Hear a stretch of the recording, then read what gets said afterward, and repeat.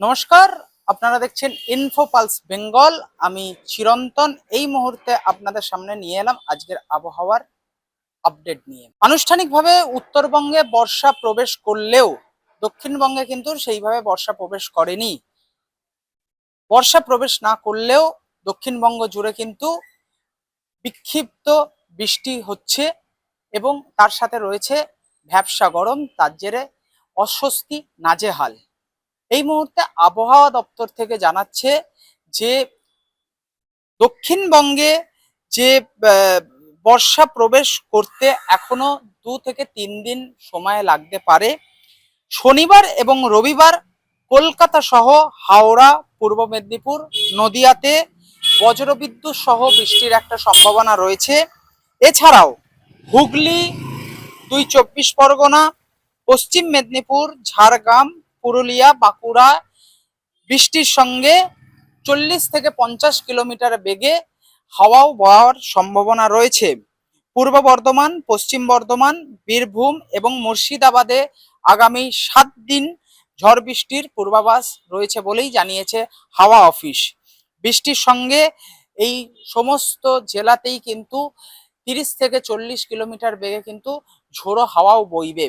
অন্যদিকে যদি উত্তরবঙ্গের আপডেট দিই, তাহলে উত্তরবঙ্গে কিন্তু ইতিমধ্যেই ভারী বর্ষণ সম্ভাবনা রয়েছে এবং কিছু কিছু জায়গায় কিন্তু বিক্ষিপ্তভাবে কিন্তু বৃষ্টি শুরু হয়ে গিয়েছে।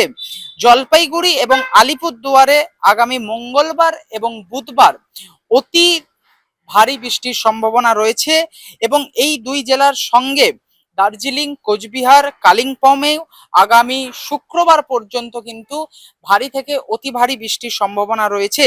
এছাড়াও উত্তর দিনাজপুর, মালদা, দক্ষিণ দিনাজপুরেও কিন্তু ঝড় বৃষ্টি চলবে বলেই জানিয়েছে হাওয়া অফিস।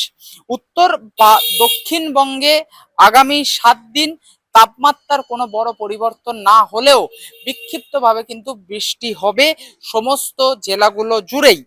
আজ শনিবার সকালে কলকাতার সর্বনিম্ন তাপমাত্রা ছিল 28.6 ডিগ্রি সেলসিয়াস, যেটা স্বাভাবিকের থেকে 1.4 ডিগ্রি বেশি, এবং শুক্রবার দিনের সর্বোচ্চ তাপমাত্রা ছিল 34 ডিগ্রি সেলসিয়াস, স্বাভাবিকের থেকে 0.5 ডিগ্রি কম।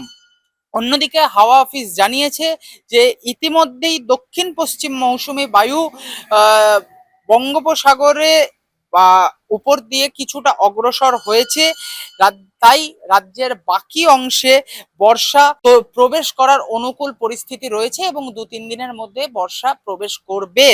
এছাড়াও আগামী 2-3 দিনে পশ্চিমবঙ্গ সহ উড়িষ্যা, ঝাড়খণ্ড এবং বিহারেও কিন্তু বর্ষা প্রবেশ করছে। এর পাশাপাশি পাকিস্তান থেকে গাঙ্গেয় পশ্চিমবঙ্গ পর্যন্ত একটি অক্ষরেখা বিস্তৃত রয়েছে। উপকূলীয় বাংলাদেশের ওপর রয়েছে একটি ঘূর্ণাবর্ত, তার ফলে বঙ্গোপসাগর থেকে প্রচুর পরিমাণ জলীয় বাষ্প স্থলভাগে প্রবেশ করছে। তাই দক্ষিণবঙ্গে কিন্তু বিক্ষিপ্তভাবে ঝড় বৃষ্টির অনুকূল পরিস্থিতি রয়েছে।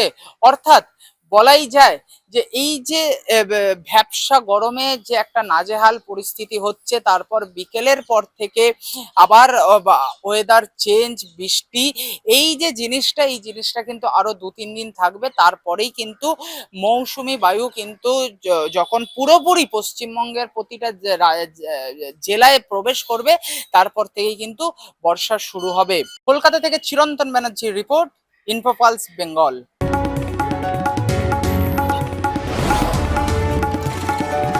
আপনারা দেখছেন ইনফো পালস বেঙ্গল, সত্যের স্পন্দন, বাংলার কণ্ঠ।